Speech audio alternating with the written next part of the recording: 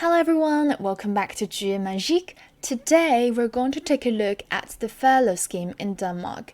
The reason why I chose this article is twofold. First, I was in Denmark about this time last year and I quite like Copenhagen.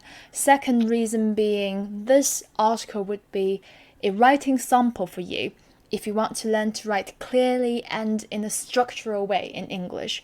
Quickly before we start, I highly recommend you to take a look at this slide and the next one, just in case you have any questions about this challenge and my channel. Okay, let's crack on with the lesson.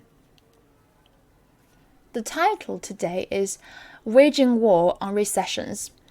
By the way, this article is quite easy, so there wouldn't be a lot of new words, but pay attention to its structures and the grey parts. To fight a war or organize a series of activities in order to achieve something.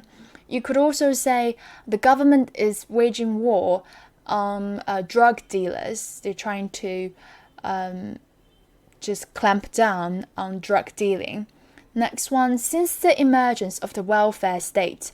The famous welfare states are Nordic countries, which includes Denmark for sure, because welfare states basically is a system whereby the government undertakes to protect the health and well-being of its citizens.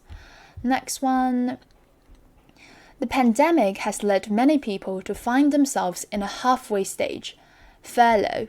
This often involves the state paying a large slice of employees' wages so that firms can keep them on the payroll during the lockdown. Keep someone on the payroll means this person is still hired by your company. Also, pay attention to this one, a large slice of employees' wages. Usually we say a slice of cake, but here you could use the phrase to replace a huge proportion or a huge percentage of. Next one, the grey part. How effective is this approach? This is a question which leads the whole paragraph. So this paragraph starts from the perspective of firms, because this INSEAD business school has surveyed 8,781 Danish firms, and they have come to the conclusion that the median decline caused by the COVID-19 was 35%. And then against this backdrop, the Danish government offered a variety of financial aid programs to firms, including a furlough scheme, which paid 75% of salary costs, subject to a cap to eligible companies. Here, subject to is synonymous with depending on, controlled by, hinging on, or conditional on. Basically, it means it is affected by this cap or controlled by this cap. And cap, we've seen this phrase, we've seen this word a few times. You could say a daily cap for London Tube. Next one, the aid seemed to work, which seems like an answer for the question, how effective is this approach? And then the aid seemed to work. Firms that received it laid off fewer workers and furloughed more people than firms which received no aid at all. So here we could see a difference between layoff and furlough. The difference basically lies in here. A furlough is a temporary layoff from work, even if they're not paid during furloughs, but they do keep employment benefits such as health insurance. So you could see that being fired or being furloughed could be totally two different kinds of concepts. When the revenue of the company comes back, the furloughed workers would be able to come back, but the laid off ones would be considered as separated parts of a company. They're not even part of the company.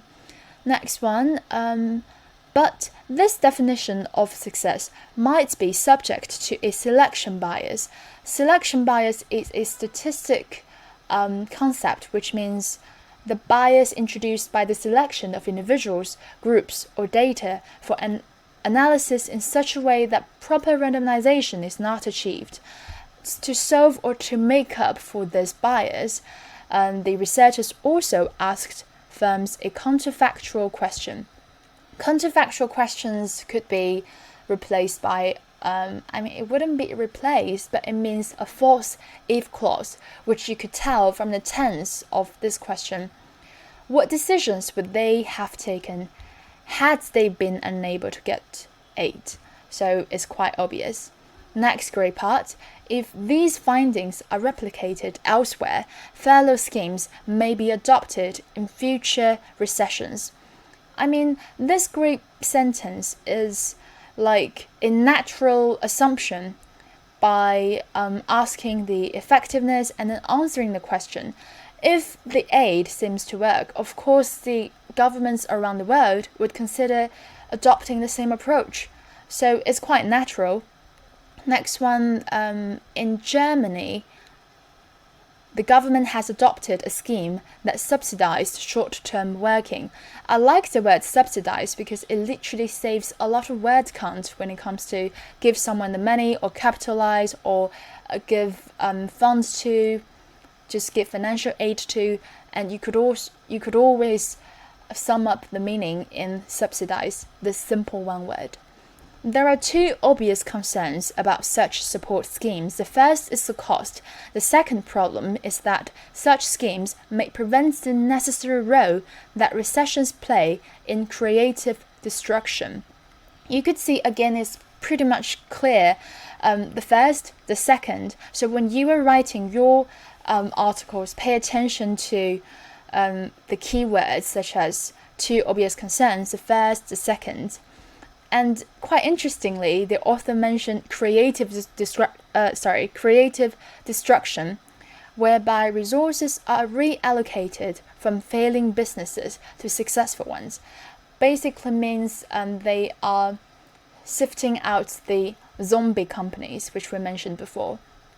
On cost, the counter-arguments, so we see the word counter again as a prefix. Counterfactual and counter-arguments is that widespread job losses lead to deep recessions and thus sharp decline in government revenues.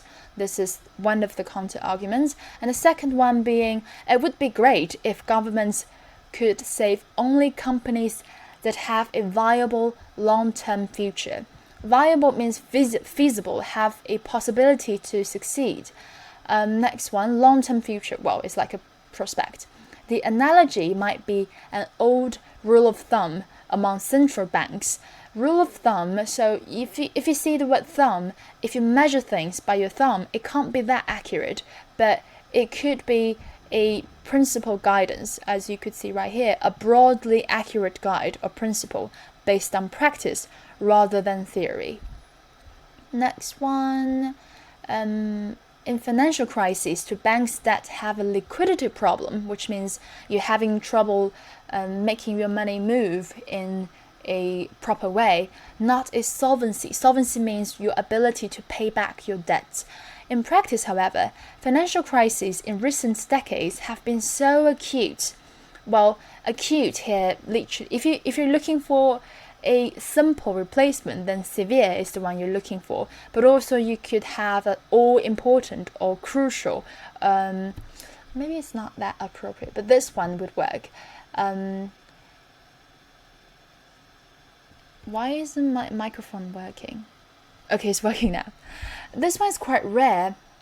Egregious is quite rare. It's like shockingly severe, but is usually in formal context rather than just like colloquial speaking daily day-to-day context. Next one, their main priority has been to dole out aid as quickly as possible in order to save jobs. Dole out means to mete out, to divvy up, to distribute the shares. Also you could say someone is on the dole, which means this person is receiving government and employment benefits. Next bit, the longer the schemes are in place, the more likely it is that market distortions will occur. Market distortions right here, I think it refers to this bit, because such schemes may prevent the necessary role that recessions play in creative destruction, which means the role of the market. It's conceivable to think that furlough schemes might eventually be viewed in the same light. Conceivable means it's imaginable, it's possible, it's practical to do something. In the same light, you could understand it as in the same context. So basically, let's do a quick summary. The pandemic has led many people to find themselves in furlough. In Denmark, a welfare state, the government offered a variety of financial aid programs to firms, including a furlough scheme which paid 75% of salary costs, which is, well, unimaginable in other countries. This seemed to successfully reduce the severity of unemployment. Some say that such support schemes may trigger huge costs, as we saw in the first concern in the article, and prevent resource reallocation. Others believe this would effectively decrease the acuteness of crises.